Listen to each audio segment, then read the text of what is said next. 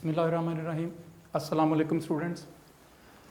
हम आज के लेक्चर से बच्चों एमडी कैट केमिस्ट्री का आगाज़ करने जा रहे हैं। अब एमडी कैट की केमिस्ट्री का सिलेबस, उसके नंबर ऑफ़ क्वेश्चंस, उसकी वेटेज, हम यहाँ से इस बात का आगाज़ करेंगे। जैसा कि आप जानते हैं कि एमडी कैट में बायो के बाद केमिस्ट्री एक बड़ी वेटेज रखने वाला सब्जेक्ट है। ठीक है, केमिस्ट्री में हमारे पास जो total number of questions paper में आएंगे, आपको नंबर ऑफ क्वेश्चंस जो होंगे वो टोटल बच्चों होते हैं 60। आपको टोटल क्वेश्चंस जो एमसीक्यूज़ की शक्ल में मिलेंगे वो 60 होंगे, और वो जो 60 एमसीक्यूज़ हैं वो एक बड़ी वेटेज रखते हैं आपके पेपर के पॉइंट ऑफ व्यू से। मतलब एक दूसरा मेजर सेक्शन आपके पास केमिस्ट्री का है, और ये बड़ा ज़रूरी पार्ट है इस लिहाज से कि आपकी सिलेक्शन में बड़ा मेजर रोल अदा करेगा। बिकॉज केमिस्ट्री में आपका कोई क्वेश्चन ड्रॉप नहीं होना चाहिए। आपके पास चॉइस नहीं होती कोई भी, इस लिहाज से चॉइस की मैं बात कर रहा हूँ कि आप इसमें से क्वेश्चन ड्रॉप करें। ड्रॉप करने से मुराद ब्लैंक छोड़ना भी हो सकता है, और ड्रॉप करने से मुराद आप गलत क्वेश्चन अटैम्प्ट करना भी कह सकते हैं। मोस्टली वो बच्चे ही अच्छा स्कोर करते हैं जो बायो के बाद केमिस्ट्री में प्रॉपर और फुल मार्क्स जो है ना वो अवेल कर रहे होते हैं। अच्छा, अब ये तो बात हो गई कि हमारे पास एमडी कैट केमिस्ट्री जो है इसमें टोटल नंबर ऑफ क्वेश्चंस आने हैं आपको 60 सवाल आपसे एग्जामिनर करेगा, और आप लोग ये बात बखूबी जानते हैं कि ये 60 के 60 क्वेश्चन जो हैं ये एमसीक्यूज़ बेस्ड होने हैं। अब सवाल यहाँ पर कुछ बच्चों के माइंड में रहते हैं, मसलन कि एमडी कैट और बोर्ड में क्या फ़र्क था। हमने एमडी कैट की तैयारी करनी है तो हमें क्यों इतनी ज़रूरत पड़ रही है कि हम एक नया डाटा, नया ट्रेंड, नए तरीके पर चल रहे हैं, हम लोग उसी पैटर्न को फॉलो करें और अपनी प्रेपरेशन को कंटिन्यू कर लें। बेसिकली कुछ क्वेश्चंस का स्टैंडर्ड फ़र्क होता है। फिर चूँकि यहाँ पर सारे सिर्फ एमसीक्यूज़ आने होते हैं आपको बच्चों, तो ये जो एमसीक्यूज़ हैं इनका स्टाइल समझना, इनको गिरफ्त करना बड़ा ज़रूरी होगा आपके लिए। फिर शॉर्ट टाइम में, मतलब आप कह लें मैक्सिमम 40 सेकंड में हमने क्वेश्चन की स्टेटमेंट लेनी है, उसको पढ़ना है, पढ़ने के बाद उसका करेक्ट आंसर आपने पिक करना है, और उसको आपने अपनी बबल शीट पे, या होप्स हो कि अगर ये ऑनलाइन सिस्टम हो जाता है तो उसको आपने क्लिक करके आंसर देना होगा। ठीक है, अब ना यहाँ पर ये जो 60 एमसीक्यूज़ हैं ये किस तरह के आ सकते हैं, क्या पॉसिबिलिटी हो सकती है। अगर हम उसकी बात करें तो हमारे पास एक क्वेश्चन मैं आपके सामने लिखने जा रहा हूँ।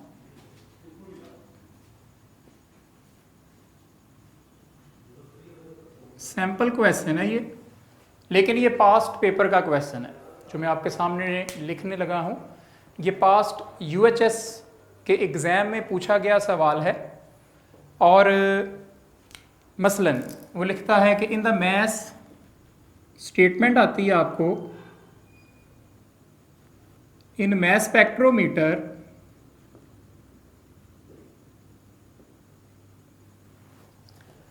डिटेक्टर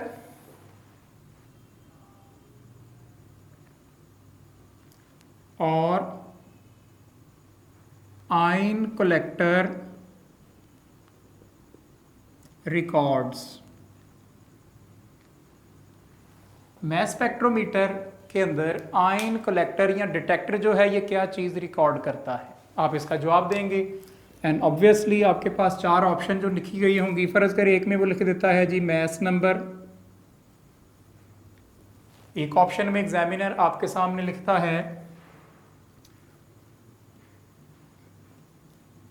रिलेटिव अबंडेंस,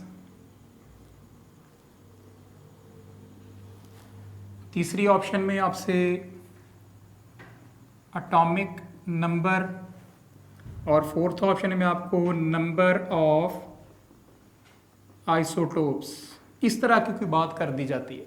ठीक है, आपसे कहा गया जी कि आप मैस स्पेक्ट्रोमीटर, डिटेक्टर और आयन कलेक्टर रिकॉर्ड्स या रीड्स अब आपको ये 4 ऑप्शन मिली, mass number, relative abundance, atomic number या नंबर ऑफ आइसोटोप्स। आपको इसमें से सही आंसर क्लिक करना था और यकीनन आपका आंसर यहाँ से क्या होगा, रिलेटिव अबंडेंस होगा, क्योंकि जो डिटेक्टर या आयन कलेक्टर है हम जानते हैं कि ये क्या करता है, ये relative abundance in the form of current strength measure कर देता है। ठीक है बच्चों, तो इस लिहाज से ना अब ये देखें कि ये क्वेश्चन आपको रीड करने में ऐसा लगेगा कि जैसे ये कहीं हमने एफएससी में पढ़ा है, और यकीनन आपने पढ़ा होता है।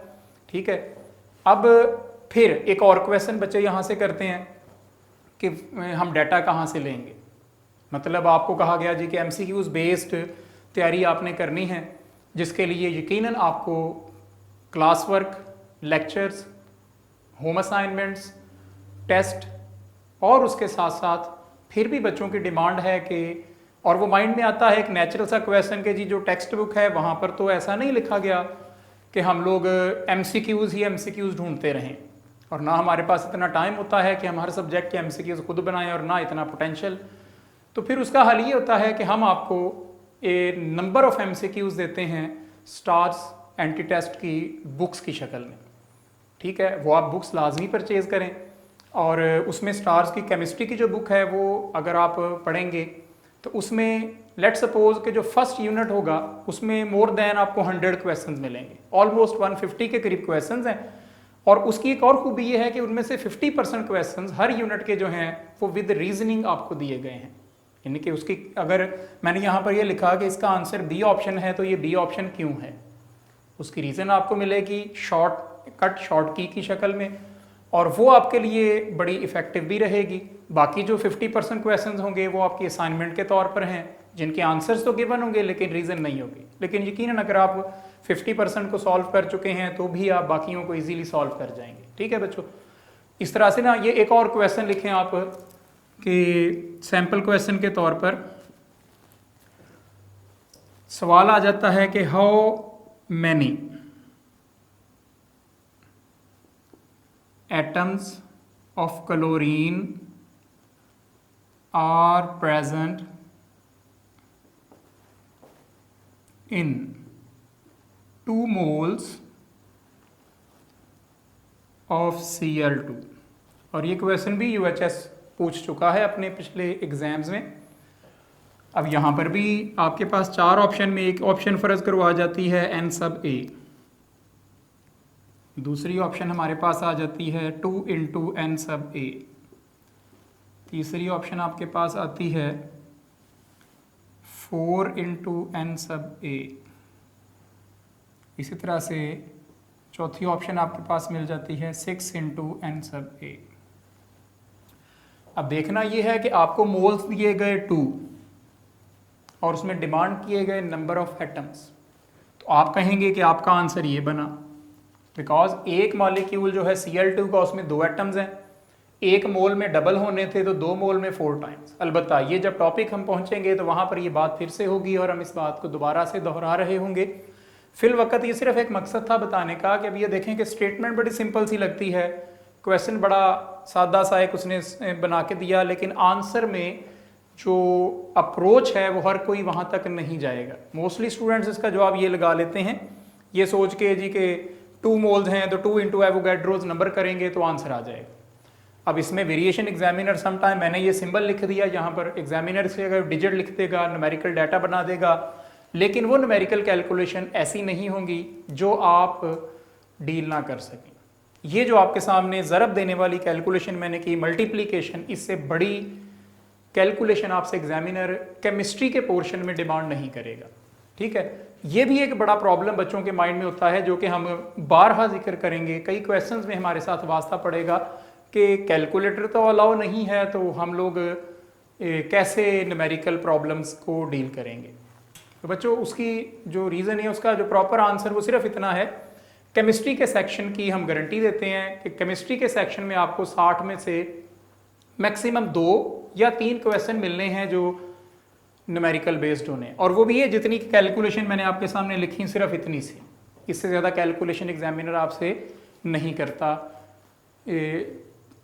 क्वेश्चन में इसका पार्ट नहीं होता। ठीक है बच्चों, तो ये ना एक ब्रीफ सा पार्ट था कि यूएचएस हमसे किस तरह की डिमांड करेगा।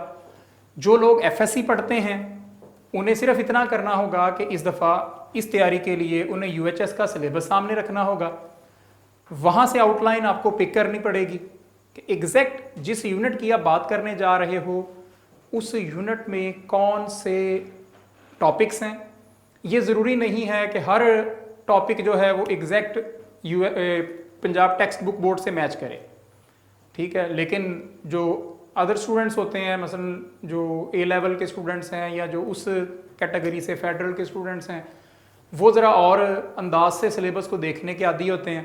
तो इसलिए ना आप लोग यहाँ पर जो यूएचएस का सिलेबस है उसको ही फॉलो करेंगे, उसी इसके अकॉर्डिंग आपको पेपर मिलेगा। मोस्ट प्रोबेबली जो आपकी एफएससी की बुक है उसमें से सब कुछ कवर हो रहा होता है, लेकिन कुछ जगहों पर कुछ टॉपिक्स ऐसे भी हैं जो अजम्प्ट होते हैं, जो सिलेबस का पार्ट नहीं रहते। फर्दर एफएससी में तो थे लेकिन एमडी कैट में वो नहीं रहते, तो उनको हम यहाँ पर फोकस नहीं कर रहे होंगे, ठीक है बच्चों। तो अब हम आगे बढ़ते हैं। ये तो था एक ब्रीफ इंट्रोडक्शन, होप्स हो कि आपको समझ आ गई होगी कि एमडी कैट में हम लोगों ने करना क्या है और एमडी कैट के इस पार्ट में हमने किस तरह से अपने मोड ऑफ स्टडी को चेंज करना है। हम लोग कैसे एक नए एंगल से उन्हीं टॉपिक्स को दोबारा पढ़ेंगे जो हम ऑलरेडी पढ़ते थे, और हम उसमें से ये सोचते थे कि बल्क मटेरियल कैसे इकट्ठा करना है, मतलब नंबर ऑफ पेजेस मैटर करते थे। शॉर्ट क्वेश्चंस के लिए हमें उसके लिए वर्डिंग, वोकेबलरी और सेंटेंस बनाना, इस तरह की चीज़ें मैटर करती थी। लेकिन अब वो चीज़ें उस हद तक मैटर नहीं करेंगी। अब सिर्फ मैटर ये करेगा कि आप लोग उसमें से अपना पॉइंट जो आपसे पूछा गया वो कैसे पिक करते हो। मसलन ये जो पहला क्वेश्चन था मैस स्पेक्ट्रोमीटर पे, जब हम जाएंगे टॉपिक में तो हम देखेंगे कि इसमें से किस किस पॉइंट से, और एक सिर्फ फिगर बना लें तो उसमें से आप नंबर ऑफ क्वेश्चंस ले सकते हैं, ठीक बच्चों। तो जी ये तर्ज अमल हमारे पास आ जाता है अभी इनिशियल स्टेज पे। अब ना हम लोग स्टार्ट लेने जा रहे हैं अपने फिज़िकल केमिस्ट्री के सेक्शन से। और फिज़िकल केमिस्ट्री मैंने वर्ड बोला अपने एमडी कैट के यूएचएस के सिलेबस के मुताबिक। आपके एफएससी के मुताबिक सोचोगे तो ये एफएससी फर्स्ट ईयर थी, और जो उसका यूनिट नंबर 1 है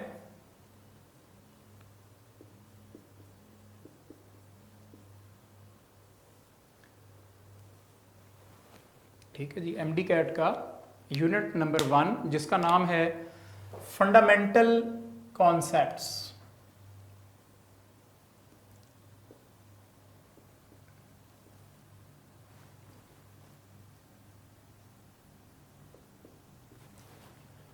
फंडामेंटल कॉन्सेप्ट्स इन केमिस्ट्री, इसका पहले भी यही नाम हुआ करता था। अब इसमें आप लोगों ने कौन से टॉपिक्स डिस्कस करने होंगे। हमारे पास आज के बाद टोटल 2 लेक्चर और होंगे जिसमें हम लोग यही बातें डिस्कस करेंगे। तो होप्स हो कि हम इसको बड़े बेहतर अंदाज में कवर कर पाएंगे। लेकिन यहाँ पर एक चीज़ ध्यान में रखें कि हमारा मेन थीम ये नहीं होना चाहिए कि टॉपिक का डाटा क्या है, उसको हम थोड़ा ब्रीफ करेंगे, बयान करेंगे साथ साथ, ताकि आप चूँकि फर्स्ट ईयर आपने 1 साल पहले की पढ़ी होती है वो रिवाइज़ कर पाएँ। लेकिन मेन फोकस हमारा इसी बात पर होगा कि how to format a question कैसे बनेगा और उस क्वेश्चन से हमने डील कैसे करना होगा यहाँ पर, ठीक है जी। अब ये जो पार्ट है इसमें आपके पास टॉपिक्स आने हैं रिलेटिव,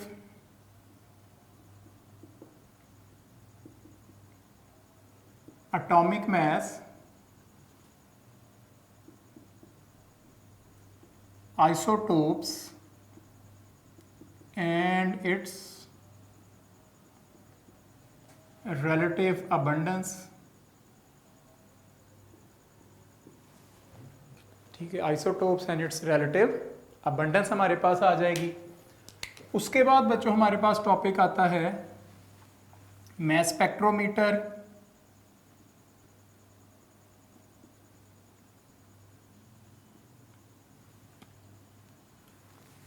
उसके बाद मैस स्पेक्ट्रोमीटर के बाद हमारे पास टॉपिक क्या आएगा, एनालिसिस ऑफ कंपाउंड,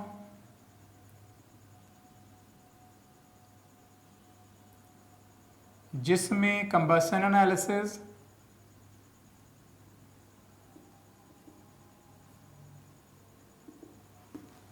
और एम्पिरिकल एंड मॉलिक्यूलर फॉर्मूला, ये टॉपिक्स आएंगे। ठीक है, उसके बाद हमारे पास बच्चों आ जाएगा मोल का टॉपिक, एवोगैड्रोज नंबर, उसके बाद एवोगैड्रोज नंबर के बाद स्टोइकोमेट्री,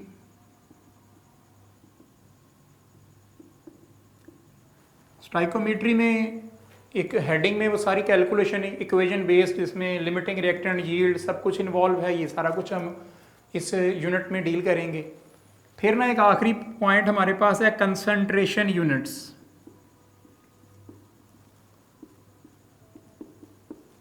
ऑफ सॉल्यूशन, जैसे कि परसेंटेज सॉल्यूशंस, या परसेंटेज के बाद हमारे पास आ जाता है मोलैरिटी, मोलैलिटी या मोल फ्रैक्शन कह लें आप। ये चंद एक यूनिट्स ऑफ कंसंट्रेशन हमारे पास आएंगे। अब आप लोग अगर जो लोग एफएससी पढ़ने के मतलब उसकी बुक पढ़ के आए हैं, उन्हें फर्स्ट ईयर में सारे टॉपिक मिलेंगे यूनिट नंबर 1 पहले चैप्टर में, सिवाय इस आखिरी एक सेक्शन के, ये मिलेगा चैप्टर नंबर 9 से। लेकिन आपको जितना डाटा, जो फॉर्मूलाज और जो इन्फॉर्मेशन रिक्वायर्ड होंगी, वो आपको स्टार्स की जो केमिस्ट्री की बुक है उसके पहले ही समरी में मिल जाएगी। ठीक है, ये जितनी भी इंफॉर्मेशन है इनकी एक समरी आपको स्टार्स की बुक के पहले चंद पेजेस पर अवेलेबल होगी। आप लोग बुक से पढ़ें, फिर जाके उस स्टार्स की बुक से उसके शॉर्टकट्स देख लें कि कौन से इंपॉर्टेंट फार्मूलाज हैं जो कि आपको अपने मेमोरी में हर वक्त फिक्स रखने पड़ेंगे क्वेश्चन से डील करने के लिए। ठीक बच्चों, ये एक हमारे पास कंसर्न है। अब आपको जिस तरह मैंने ये टॉपिक आपके सामने इस यूनिट के लिख दिए, यकीनन हम हर यूनिट को जब स्टार्ट करेंगे तो हम उसमें देखेंगे कि हम कौन कौन से टॉपिक्स को डिस्कस करने जा रहे हैं।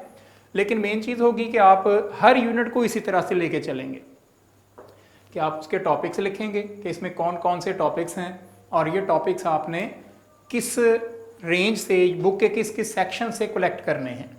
ये नहीं होगा कि आपको कोई ऐसा काम करना पड़े कि आपको out of syllabus, out of book, या बहुत सारा इंटरनेट या बहुत सारे अजीब अदर राइटर्स या को फॉरेन राइटर्स या बहुत कुछ रिक्वायर्ड होगा। ठीक है, मतलब आपको आपकी प्रैक्टिस के लिए ज़रूरत है सिर्फ MCQs की, जो कि हम आपको इतना डाटा प्रोवाइड कर रहे हैं कि वो आपके लिए for practice purpose more than enough होगा कि आप लोग बड़ा इजीली उसको जो है ना अगर ग्रिप कर जाते हैं।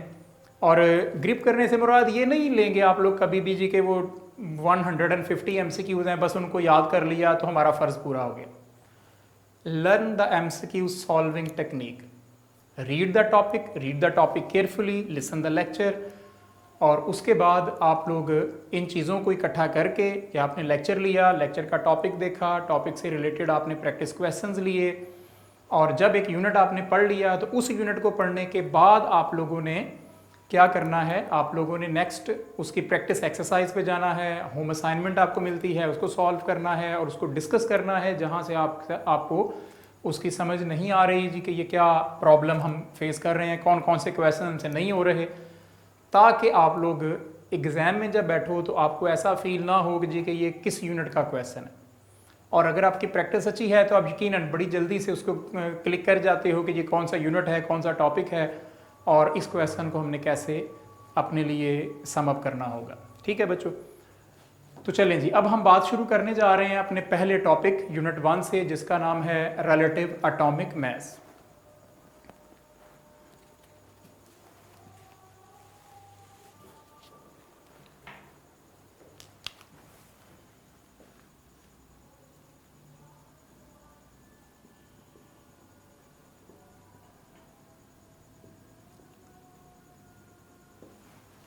रिलेटिव एटॉमिक मास ना एक ब्रीफ सी हिस्ट्री में आपसे डिस्कस कर देता हूँ, वैसे आप लोगों ने पढ़ा हुआ है।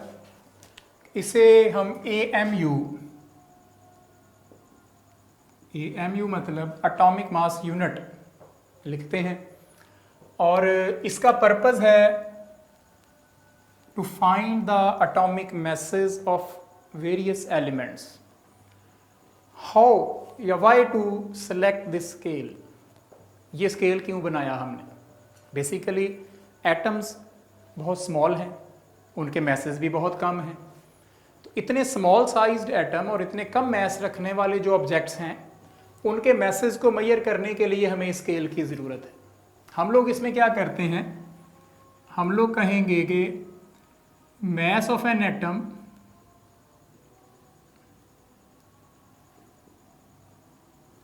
of an element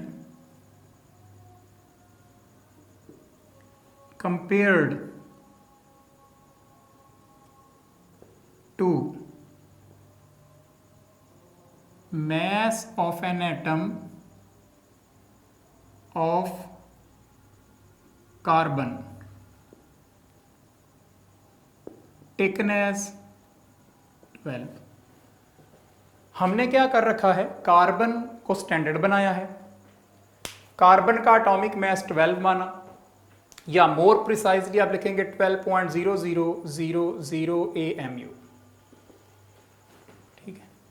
और इस कार्बन 12 के स्टैंडर्ड को लेके हम लोगों ने बाकी एलिमेंट्स के एटमों के मैसेज मेजर करना शुरू कर दिए, ठीक है बच्चों। हमने क्या किया, कार्बन को हमने स्टैंडर्ड बनाया, कार्बन के एटॉमिक मास को 12 कंसीडर किया और इसके साथ हमने अदर एटम्स के मैसेज को कंपेयर करना शुरू कर दिया।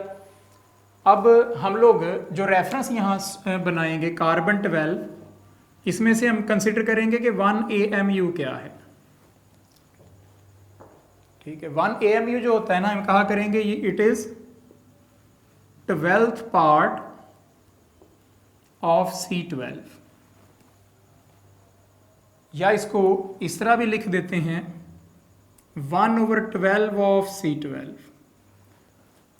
ये आपका रेफरेंस है, मतलब 1 AMU ऐसी बात है जैसे आप रूटीन में 1 किलोग्राम की बात करते हो।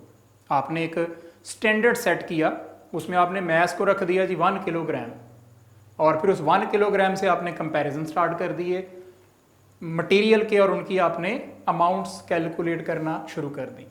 यहाँ पर हमने 1 AMU को डिफाइन किया है कि कार्बन 12 का जो 12वां हिस्सा है, 12th पार्ट है, उसे हम क्या कहा करेंगे, 1 AMU का नाम दे दिया करेंगे।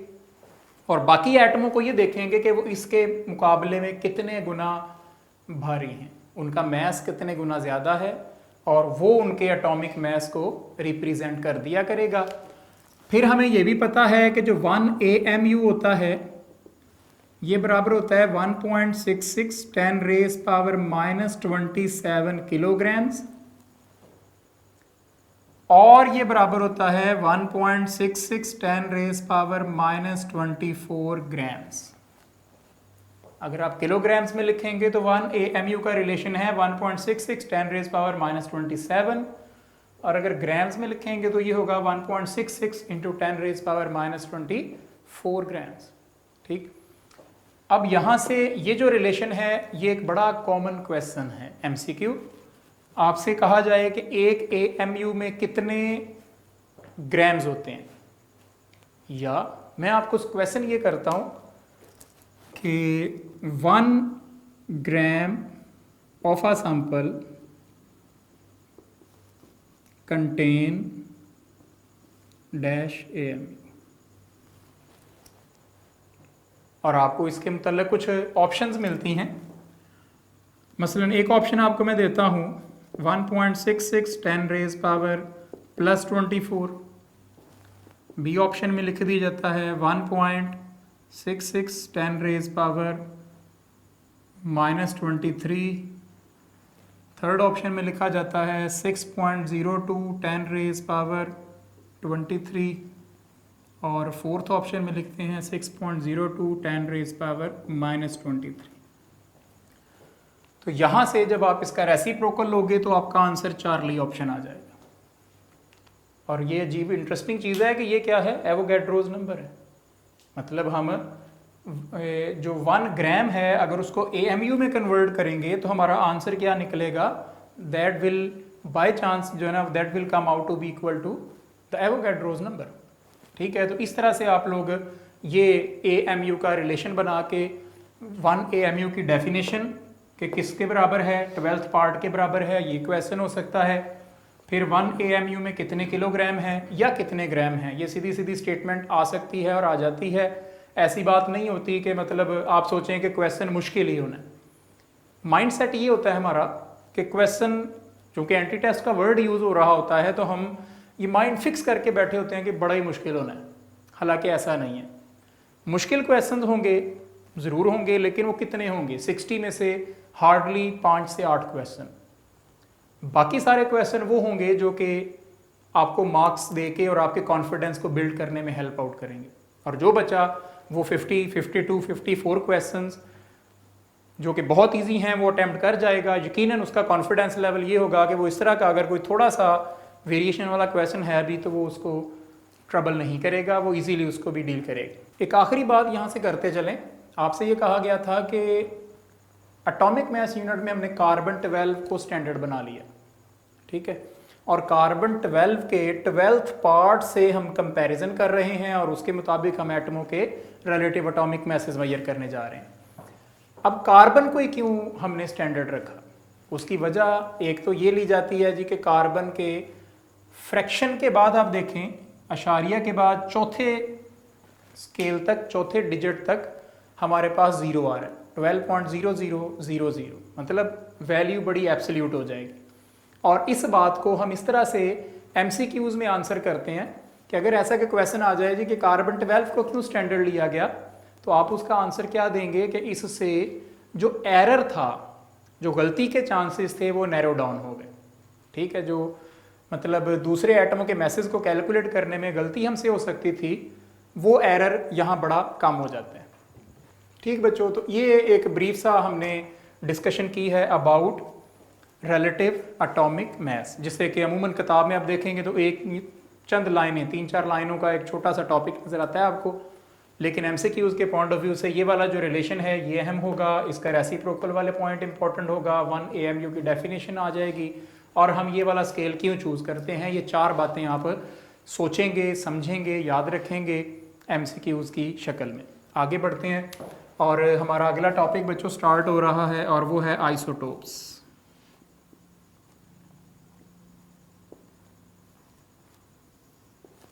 और इसी के साथ हम अटैच कर लेंगे इनकी रिलेटिव अबंडेंस, ठीक है, आइसोटोप्स और उनकी रिलेटिव अबंडेंस। ये कुछ पॉइंट्स हमने देखने हैं। पहली बात तो कर लेते हैं कि आइसोटोप्स क्या हैं, रिलेटिव अबंडेंस पे आगे चल के साथ ही इसको अटैच करते हैं। हमसे हमारे पास ना थे डाल्टन साहेब, ठीक है, और जो जॉन डाल्टन थे इनका ख्याल था कि ऑल एटम्स आर अलाइक, ठीक है ना। डाल्टन का ख्याल था कि सारे एटम्स एक जैसे होते हैं in all properties,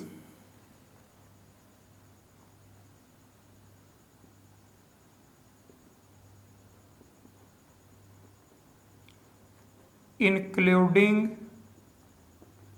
there message.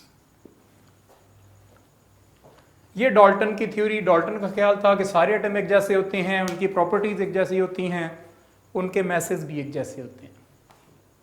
Later on 20वीं सदी में आके ये पता चला, in the 20th century about 1913 के करीब करीब जो है ना, ये अंदाज़ा हुआ कि जो एटम्स होते हैं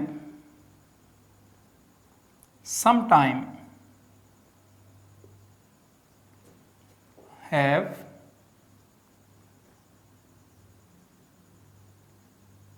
different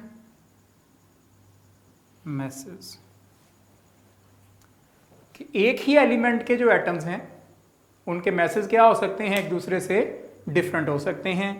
ये आइडिया बाद में डेवलप हुआ डाल्टन के ऑलमोस्ट 100 ईयर्स लेटर, कि जब डाल्टन ने कहा था, उसने कहा था कि सारे एटम एक जैसे होते हैं, सबकी प्रॉपर्टीज एक जैसी होती हैं और सारे आपस में आइडेंटिकल हैं। लेकिन बाद में ये पता चला कि बाज़ एटम्स ऐसे होते हैं जिनके मैसेज एक दूसरे से डिफरेंट भी हो सकते हैं, और वो जो डिफरेंट मैस रखने वाले आइसोटोप्स हैं उनका नाम क्या रखा, उनका नाम, वो जो एटम्स हैं उनका नाम रखा गया था आइसोटोप्स। जो वर्ड आइसोटोप है, आइसो का मतलब होता है सेम और टोप्स कहते हैं प्लेस, तो आइसोटोप का ये वर्ड जो था, इसका नाम इस बुनियाद पर बनाया गया कि they find same position in the periodic table even they have different atomic message. कि जो आइसोटोप्स हैं इनके एटॉमिक मैसेज तो डिफरेंट हैं लेकिन इनकी पीरियोडिक टेबल में पोजीशन सेम आती है। अब ऐसा क्या है कि इनकी पीरियोडिक टेबल में पोजीशन सेम आती है। ये पॉइंट सोडे ने हमें दिया था कि सोडे मतलब पर्सन था जिसने ये नाम आइसोटोप तजवीज़ किया था, और इसी बेस पर ये नाम दिया गया था कि जी ऐसी स्पीशीज़ हैं जिनके एटॉमिक मैसेज क्या होते हैं सेम, लेकिन एटॉमिक मैसेज डिफरेंट होते हैं, लेकिन एटॉमिक नंबर्स इनके क्या रहते हैं, वो सेम रहते हैं। ठीक है। अब जो आइसोटोप्स होते हैं, हम इनकी चंद एक मिसालें यहाँ पर पढ़ते हैं।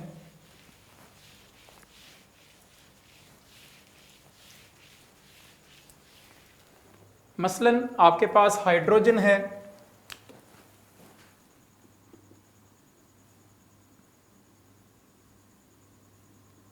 इसके 3 आइसोटोप हम लिखते हैं, H11, H12 और H13।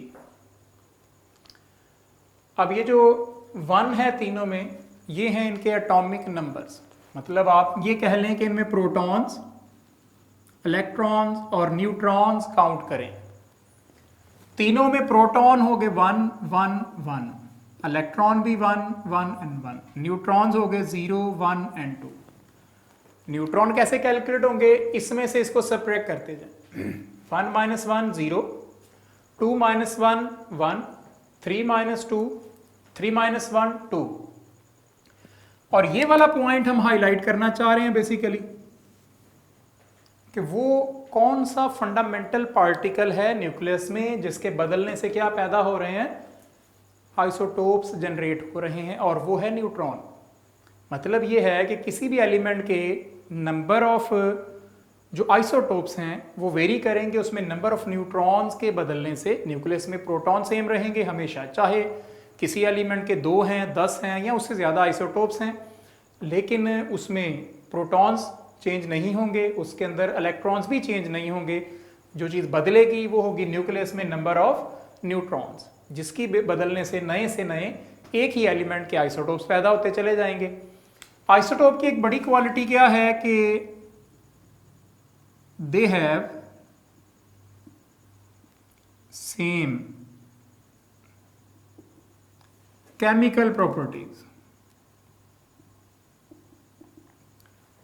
आइसोटोप की क्वालिटी क्या है कि इनकी तमाम केमिकल प्रॉपर्टीज हम सेम मानते हैं। क्यों सेम मानते हैं? क्योंकि केमिकल प्रॉपर्टी का ताल्लुक है कॉन्फ़िगरेशन के साथ, और इलेक्ट्रॉनिक कॉन्फ़िगरेशन क्या रहती है बच्चों? सेम रहती है। इसलिए जितने मर्जी आइसोटोप्स आ जाएं, हमारा ख्याल है कि उनकी जो केमिकल प्रॉपर्टीज़ हैं वो क्या रहेंगी, वो हम सेम केमिकल प्रॉपर्टीज़ कंसीडर करेंगे। अलबत्ता they have different physical properties, और फिजिकल में से भी वो पर्टिकुलर प्रॉपर्टी जो मैस पे डिपेंड करें। ऐसा क्वेश्चन हमें मिलता रहा है, हमारी एक्सरसाइज में भी शामिल है कि isotopes different properties which depends upon, हम उसका आंसर क्या लगाते हैं, क्या लिखते हैं? Which depends upon mess.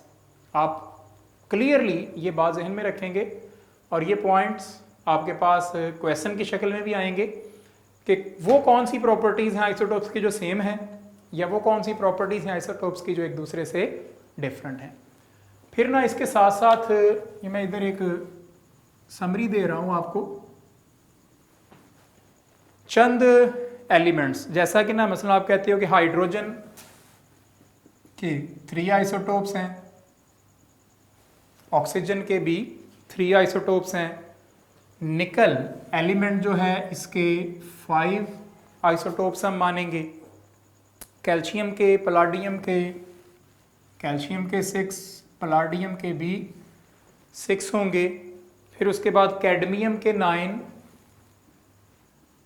और टिन जो है इसके 11 आइसोटोप्स हम मानते हैं।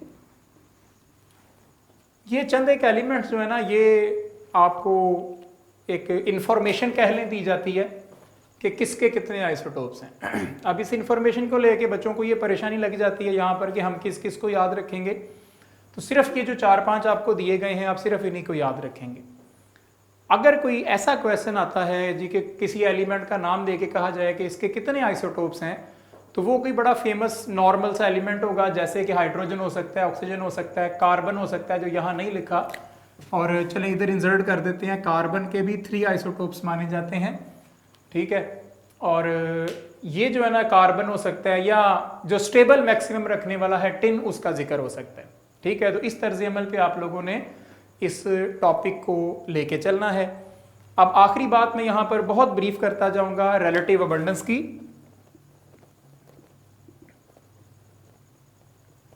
रिलेटिव अबंडेंस से मुराद है कि ये जो एलिमेंट है, मतलब कितनी कितनी मिकदार आइसोटोप्स की नेचर में मौजूद है, उसे हम इसकी रिलेटिव अबंडेंस कह देंगे बच्चों।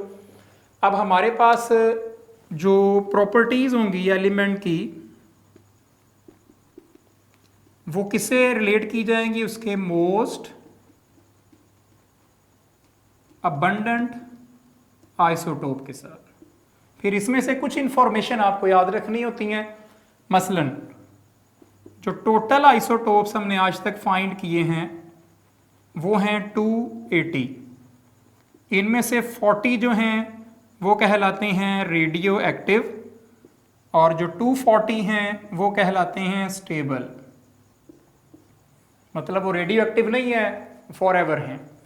और इन 240 में से 154 ऐसे हैं जिनका इवन एटॉमिक नंबर भी है और एटॉमिक मैस भी है, ठीक है। 154 वो हैं जिनका एटॉमिक नंबर और एटॉमिक मैस इवन होते हैं, और इवन के साथ साथ ये मल्टीपल ऑफ 4 भी होते हैं, ठीक है। ये सारी इंफॉर्मेशन है जो कि आप एक डाटा की शक्ल में याद रख लेंगे। एमसीक्यूज में आ जाती हैं जी कि टोटल आइसोटोप कितने हैं। फिर मैन मेड जो हैं, आर्टिफिशियल जिन्हें हम कहते हैं, वो हैं 300। यहाँ पर भी कंट्राडिक्शन रहती है बच्चों के माइंड में कि जी 300 हमें कहा गया, मैंने तो फलां बुक या किसी और राइटर की बुक या कहीं से पढ़ा था, तो वहाँ पर तो वो और भी ज़्यादा लिखे थे या इसे डिफरेंट डिजिट था। हमारे पास जो स्टैटिस्टिकल डिजिट है वो 300 है, और हमने इसी को सोचना है। इसके अलावा और जो ऐसे कंट्राडिक्टरी पॉइंट होते हैं वो अमूमन कभी पेपर का हिस्सा नहीं बने, बट स्टिल आप मेमोरी के तौर पर इसको रख लें। और एक ऐसी टर्म होती है जिसे हम बोलते हैं मोनो आइसोटोपिक एलिमेंट। जाते जाते आज के लेक्चर में हम लोग ये बात करते जाए मोनो आइसोटोपिक एलिमेंट्स क्या हैं बच्चों। चंद एलिमेंट्स ऐसे होते हैं which have a single isotope, मतलब उनका कोई अदर आइसोटोप अवेलेबल नहीं होता, तो उन्हें हम क्या नाम दे देते हैं, उन्हें हम लोग मोनो आइसोटोपिक एलिमेंट का नाम दे देते हैं। जैसा कि आपके पास आयोडीन का जिक्र आ सकता है, गोल्ड है, आर्सेनिक है, फ्लोरीन है, ठीक है। इनको भी आपने याद रखना है। मोनो आइसोटोपिक में आ जाता है 4 ऑप्शन में हमें कि इनमें से 4 में से बताएं कौन सा मोनो आइसोटोपिक है या कौन सा नहीं है। तो बच्चों ये हमारा आज का पहला लेक्चर था जो कि इंट्रोडक्टरी पार्ट कह लें, और उसके साथ हमने यूनिट 1 स्टार्ट किया। Thank you very much.